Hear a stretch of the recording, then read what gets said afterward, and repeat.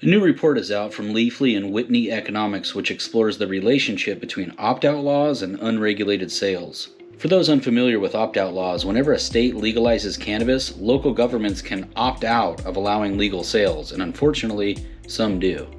The conclusion of the report seems to be that states with more communities opting out of allowing dispensaries also are the states that are having the hardest time competing with the unregulated market, which seems logical, although I think there's some additional context that should be considered as well. As I've stated before, I am a public policy nerd, and I live in Oregon, which was the third state to launch legal adult use cannabis sales, so I figured I'd offer up my opinions and observations regarding what helps the most when it comes to competing with the unregulated market. Obviously, access is a huge component, as touched on by the Leafly Whitney Economics report.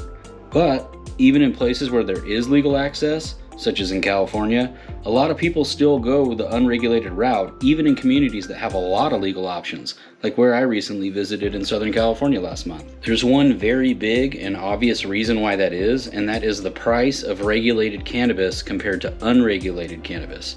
Obviously, even if there are 1 million dispensaries in a city, if they're selling eights for $77 out the door, with a massive chunk of that cost being government taxes and fees, the dude selling baggies out of the local grocery store parking lot for a fraction of the price is going to be a very tempting alternative to a lot of people.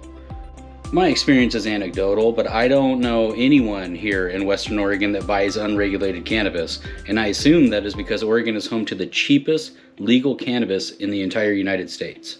The same legal eighth that costs over $77 in Southern California only costs me $20 here in Oregon, and sometimes even cheaper if it's a deal day at the dispensary and I'm buying in bulk. Cannabis is so cheap in Oregon that most people I know don't even grow it anymore, even though they can legally cultivate up to 4 plants.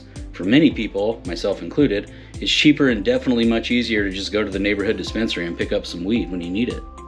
Part of it is that Oregon's taxes, in total, are lower than some states, but part of it too is that Oregon's industry has the lowest barrier to entry out of the legal states, although that is a two-edged sword in itself. The lower barrier to entry makes competition pretty ruthless out here, and while that drives down prices for consumers like me, makes it nearly impossible for folks to make a solid living growing and/or selling cannabis here in Oregon. There are several things that states can do to help make the regulated market more competitive with the unregulated market, but none of them will prove to be truly effective if it doesn't bring down costs.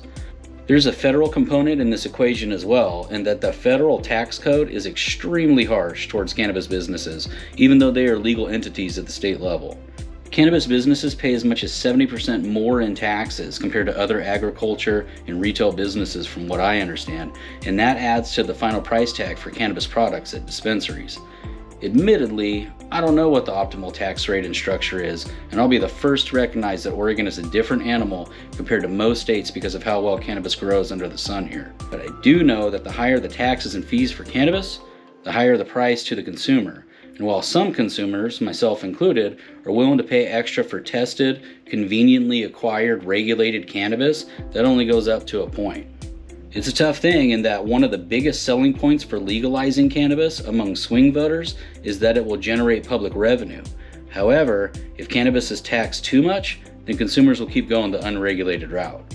Lawmakers need to strike the right balance so that the regulated industry can reach its full potential. It's worth noting that the unregulated market for cannabis will never be 100% eliminated.